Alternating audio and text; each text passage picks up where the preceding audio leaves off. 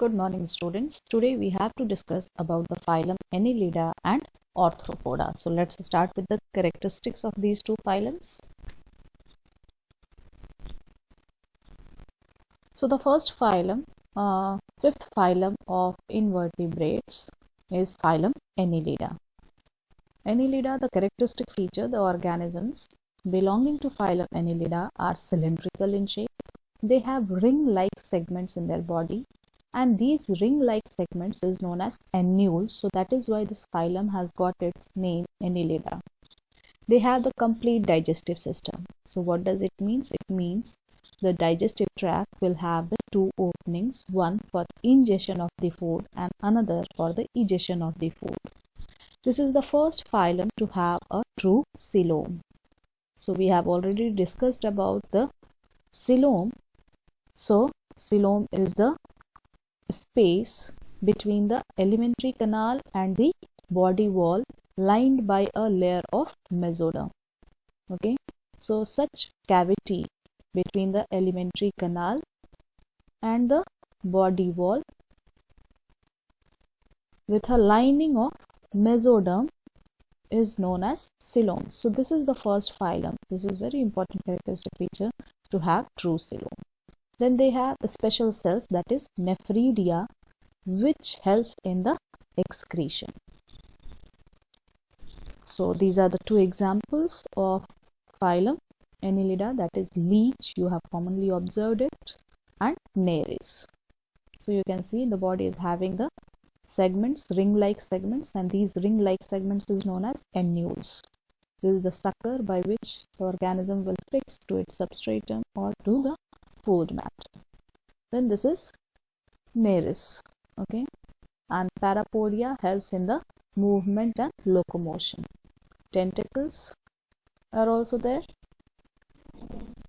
Then the another example of phylum Annelida is earthworm, and it is the most common example. And why earthworm is known as the farmer's friend? So earthworm are known as the farmer's friend because they are very good. They are very good for the soil as they fertilize it and dug tunnels. So when the earthworms are found in the soil, they dug the tunnels and they reside in it. So while digging the soil, it will help in the aeration of the soil. Then their waste matter in the form of organic castings, which is rich in nitrogenous compounds, will again increase the fertility of the soil. Another importance is that when these earthworms will become dead, they will also be decomposed by the microorganisms residing in the soil. So again it will add the fertility of the soil even after its death. So in three ways it is helping the farmers. One, that earthworms reside in the tunnels.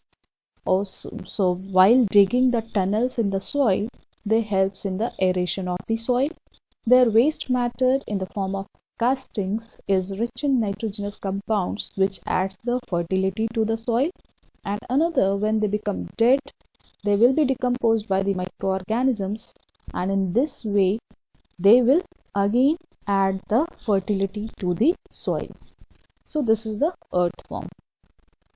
They will have this band, a special band, that is between 14th to 16th segment, and this band is known as clitellum. And what is the speciality of this particular specific segment? The reproductive parts of the earthworm is found in this part only, that is in clitellum. They are hermaphrodite because both the male and the female part is present in the same organism. So this is how they are digging the tunnels in the soil, and they are found in the soil, and these earthworms are used in vermicomposting. Okay, then what is the economic importance of the earthworm? Earthworm will helps in the aeration of the soil. How it helps in the aeration of the soil? Because they form the tunnels, or they dig the tunnels in the soil, and in this way they aerates the soil. Then interchanges the layer of the soil, which increases the fertility.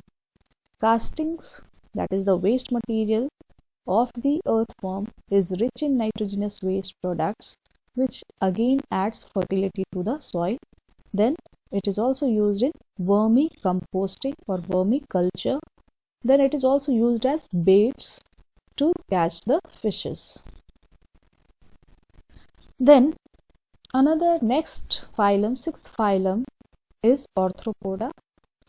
So largest number of species belongs to this particular phylum, and we can say the most abundant phylum, because maximum organisms around us is belonging to this phylum, and of this phylum also the class Insecta is the most abundant class.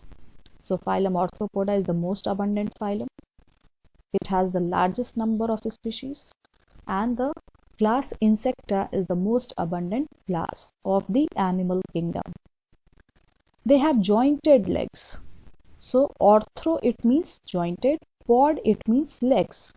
So that is why this phylum has got its name Arthropoda. Their body is having a exoskeleton, and this exoskeleton is made up of chitin, and chitin is a type of polysaccharide. Then they show the process of molting. Molting it means the regular casting off and regrowing of the exoskeleton. So the organism, when they grow, their exoskeleton is not growing according to their growth. So that is why regularly they will shed off their exoskeleton and they will get the new exoskeleton, and this process is known as what? Molting. Their body is divided into head, thorax and abdomen. So here you can see that is the insect, that is bed bug and spider. They have jointed legs. Okay, that is why they belong to the phylum Arthropoda. They have segmented body. The body is divided into head, thorax and abdomen. This is the head. This is the thorax, thorax. And this part of the body is the abdomen. They have compound eyes. Okay. So this is all about today. Class, your homework is to write down the features of phylum Annelida, then why earthworm is known as farmer's friend, what is the speciality of clitellum, then write down the economic importance of earthworm, write down the features of Arthropoda, and mention 2 examples of phylum Arthropoda and Annelida. Thank you, class.